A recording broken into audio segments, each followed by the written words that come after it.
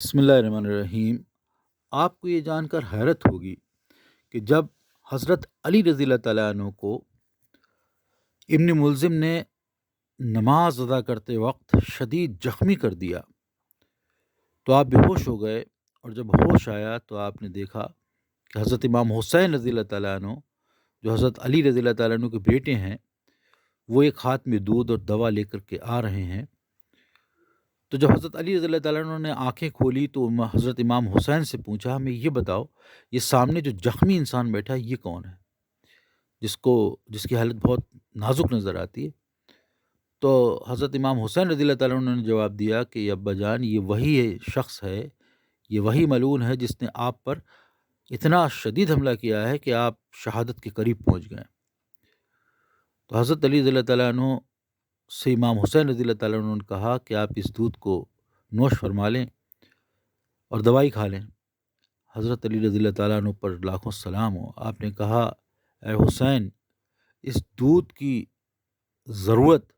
مجھ سے زیادہ اس شخص کو نظر آتی ہے، اس دودھ کو لے جاؤ اور اس کو پلا دو۔ یہ اخلاق ہے اس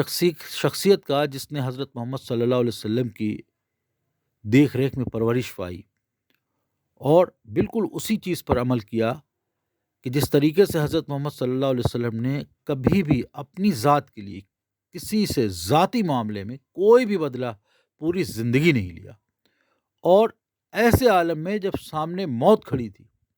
شہادت کا وقت تھا، حضرت علی رضی اللہ تعالیٰ عنہ نے حضرت محمد صلی اللہ علیہ وسلم کے اس فرمان کو فراموش نہیں ہونے دیا، اور اپنے قاتل تک کو معاف کرنے کی کوشش کی، اور اتنا اچھا اس کے ساتھ سلوک کیا۔ اور حضرت علی رضی اللہ تعالیٰ عنہ کے بیٹے حضرت امام حسین رضی اللہ تعالیٰ عنہ کے بڑے بھائی حضرت امام حسن رضی اللہ تعالیٰ عنہ، ان کو بھی کسی نے جب زہر دے دیا تو خون کی الٹیاں ہونے لگیں، گوشت کے ٹکڑے پیٹ سے باہر آنے لگے۔ تو انہوں نے اپنی بہن زینب سے کہا، اے زینب، مجھے لگتا ہے کسی نے زہر دے دیا اور میں بچوں گا نہیں۔ حضرت زینب نے کہا، میرے بھائی، آپ بد دعا کے لیے ہاتھ اٹھا دیجیے کہ ایسے شخص کی آنے والی نسلیں برباد ہو جائیں۔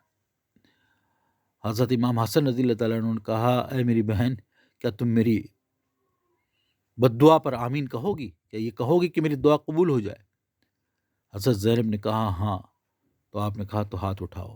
اور جب دعا مانگنا شروع کی تو اس میں کہا کہ اے اللہ، جس نے مجھ پر حملہ کیا ہے، میں نے اپنی خطا اس پر بخش دی، معاف کر دی۔ جب میں نے معاف کر دیا تو اے اللہ تو بھی اس کو معاف کر دے۔ یہ وہ گھرانہ ہے حضرت محمد صلی اللہ علیہ وسلم کا جس نے ہمیں معاف کرنا سکھایا، لوگوں سے اچھا ویوہار کرنا سکھایا۔ ایسا نہیں کہ صرف صحابہ کے دور میں ہی ایسا ہوا تھا، بے شمار مثالیں اس کی موجود ہیں۔ حضرت نصیر الدین چراغ دہلوی رحمۃ اللہ علیہ، جن کا مزار شریف دلی میں موجود ہے، جو حضرت نظام الدین اولیاء رحمۃ اللہ علیہ کے شاگردوں میں ہیں، وہ اپنی خانقاہ میں بیٹھے ہوئے تھے اندر حجرے میں، تو باہر ان کے ساتھیوں نے دیکھا کہ نالی سے خون بہہ کر کے آ رہا۔ تو جب وہ دیکھنے گئے تو دیکھا کسی نے، ایک شخص نے، وہی موجود تھا، آپ پر چاقو کے 12 حملے کر دیے، وار کر دیے، اور ان زخموں سے خون رس رہا تھا۔ آپ کی حالت بہت نازک تھی، لیکن جب ان لوگوں نے اس شخص کو مارنے کی کوشش کی تو آپ نے کہا، نہیں، اس کو جانے دو، میں نے اسے معاف کیا، اور گھوڑا دلوایا اس شخص کو اور روپے دلوائے، اور کہا تم جلدی سے جلدی دلی کی سرحدوں سے باہر نکل جاؤ ورنہ لوگ تمہیں مار دیں گے۔ بے حد شرمندہ اور نادم ہو کے حضرت نصیر الدین چراغ دہلوی رحمۃ اللہ علیہ کے قدموں پہ گر پڑا اور اپنے خطا کی معافی مانگی، اور انہی کے دیے ہوئے گھوڑے سے باہر نکل گیا۔ ایسا نہیں کہ آج کے دور میں بھی ایسا ہوتا ہے،